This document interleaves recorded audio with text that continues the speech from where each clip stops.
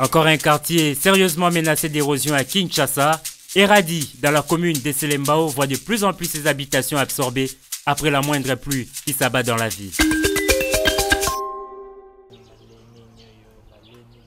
Avec ses innombrables têtes d'érosion, Kinshasa donne à mourir de peur.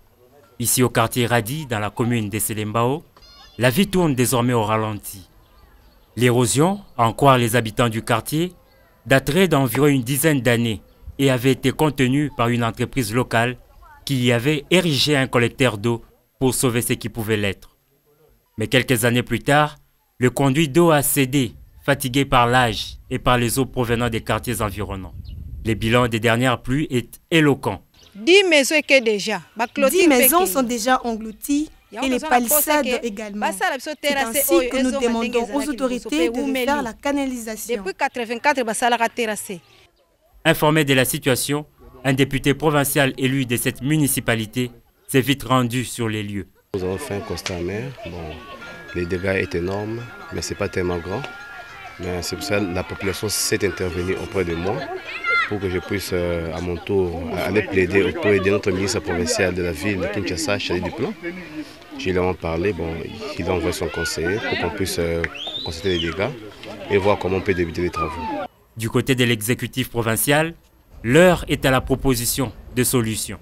Il y aura une solution provisoire que nous envisageons d'ailleurs pour le moment, parce qu'on ne sait pas faire les travaux définitifs à cause des pluies. Et pendant la saison de sèche, on fera les ouvrages définitifs. Pour le moment, on va procéder à la construction de 2 ou 3 bassins de rétention et à stabiliser les talus pour arrêter l'évolution des choses, de l'érosion. C'est tout ce qu'on peut faire pour le moment. Arrêter l'évolution de l'érosion, voilà c'est à quoi s'attend cette population qui, à l'instar de celle d'Mbinza Delvaux, a vu non seulement des grands travaux anti-érosifs lancés, mais s'est vu réconforté par la visite du chef de l'État dans ce quartier qui retrouve peu à peu sa quiétude. Les taxis-motos ne sont plus seulement l'apanage de villes ouest-africaines. La seule différence, à Goma, dans le Nord Kivu, ce mode de transport a été imposé à la population. C'est une agglomération purement commerciale.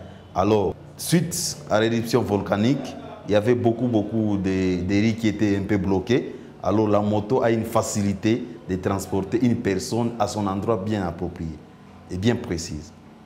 Raison pour laquelle il y a beaucoup de motos dans notre ville en circulation de transport en commun dans notre ville de Goma. Environ 5000 taxis-motos circulent à Goma. Associés au mauvais état de la voirie, ces engins occasionnent de nombreux accidents de circulation, d'où la nécessité du port de casques de sécurité, une notion que chaque motard perçoit à sa manière. Pour les passagers, c'est le problème. Il y a des passagers qui sont peut-être... Il peut y avoir un passager malade et qu'un autre n'est pas malade. Il y aura peut-être des transmissions de maladies en passant par les casques. Les casques de protection ne peuvent certes pas prévenir un accident, mais en minimiser les conséquences. 5 motards de Goma en ont récemment fait les frais. Ils se font de plus en plus rares. Des donneurs bénévoles de sang, l'on n'en compte plus que 10 000 pour une population quinoise estimée à plus de 10 millions d'habitants. Un rapport inquiétant qui a des répercussions sur la banque de sang. Il n'y a pas suffisamment de donneurs bénévoles de sang. Et ce qui fait parfois on recourt à certains donneurs familiaux. Il y a même des situations où les gens vendent leur sang. C'est inacceptable. Donc il y a l'insuffisance des donneurs de sang nous empêche, nous, à constituer des stocks pour pouvoir approvisionner les hôpitaux. Une récente étude menée sur la motivation du don de sang relève que les stéréotypes sont en partie à la base de cette situation. Il y a des gens qui se disent, voilà, je ne peux pas donner du sang à n'importe qui, parce que le sang, c'est vrai que le sang, c'est la vie. Et donc, si je donne mon sang, par exemple, à un voleur ou quelqu'un d'autre, ou un sorcier, mon sang et son sang vont se rencontrer et donc je risque d'avoir la malédiction. Et donc, il y a comme ça des choses, des coutumes, des tabous, des idées préconçues qui font que les gens, pour rien comme ça, refusent d'aller donner de leur sang. Malgré cela, les efforts de vulgarisation fournis portent du fruit. Je ne suis pas à mon premier don de sang, je le fais pour aider les accidentés. Les femmes qui connaissent des cas d'hémorragie après accouchement ou les enfants drépanocytaires. Le sang, ce liquide précieux du corps humain, n'a pas de substitut artificiel. Donner de son sang, c'est donc sauver des vies. Des efforts considérables ont été réalisés par le chef d'État de la sous-région en matière de paix et de sécurité dans les Grands Lacs. Ce sont les présidents des chambres parlementaires des États de la CPGL qui l'affirment à l'issue de la deuxième conférence axée sur la paix, la sécurité, la coopération et le développement économique des pays de la sous-région, dont les travaux viennent de s'achever à Kinshasa. Dans leur déclaration, les présidents des parlements des États membres ont tout de même émis le vœu de voir être relancées les activités des organismes spécialisés de la communauté, ainsi que la mise en œuvre d'autres projets intégrateurs. La conférence a par ailleurs recommandé la réduction sensible des obstacles au commerce transfrontalier dans l'espace de la communauté. Une matinée sportive 100% féminine, l'initiative est de la Fédération congolaise des sports pour tous. Placée sous les thèmes genre et sport, la journée avait connu la participation de l'Association des femmes africaines dans le sport Awissa RDC. Objectif, mobiliser les femmes autour de la pratique de sport. Oui, nous ne le dirons jamais assez. Sans femmes, il n'y a pas de vie et il n'y aurait pas non plus de sport pour tous.